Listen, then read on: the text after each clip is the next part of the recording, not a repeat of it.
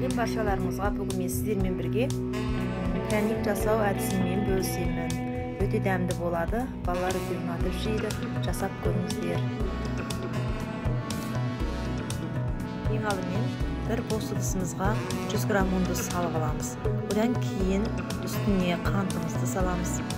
Одан сүтімізді ыстық күйінде осының үстіне құйып, жақсылап араластырып аламыз. Одан кейін үстіне бір қасық тұзымызды саламыз. Су майымызды құямыз. Мен толық рецепттердің граммдарын видеоның соңына қалдырып кетемін, сол жерден көріп алсаңыздар болады. Одан кейін бір тал жұмыртқаның сарысын салып араластырамыз. Одан кейін какаомызды саламыз. Жақсылап араластырып алғаннан кейін ұнымызды салып, және оның үстіне разрыхлителімізді қосып, жұмсақ қамыр илеп аламыз.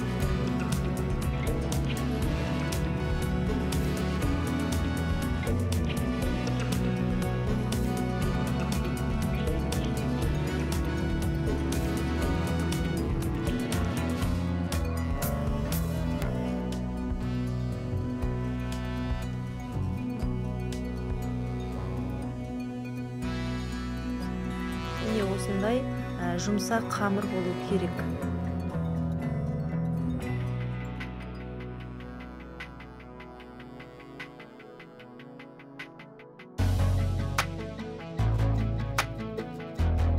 Енді біз оны осылай ұнның көмегіменен домалақтап, қолымызбенен жұқалап жайып аламыз.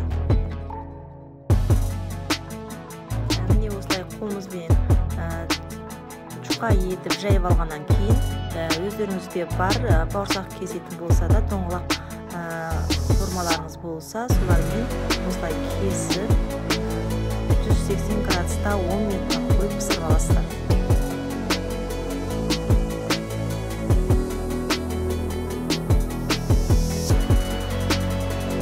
Пряниктеріміз осылай болып пісіп шықты.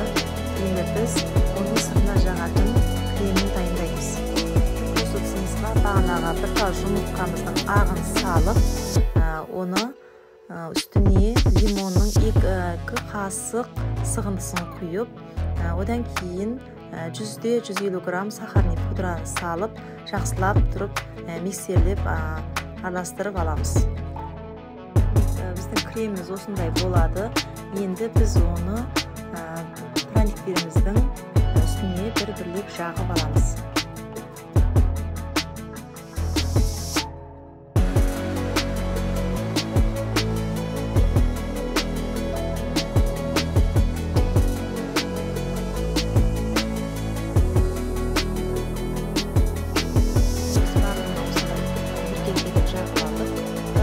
Қойып қойсаңыздар өзі осылай аяқтап қатады.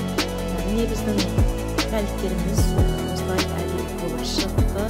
Егер де видео ұнап жатса, тіркеліп лайк басып кетуді ұмытпаңыздар.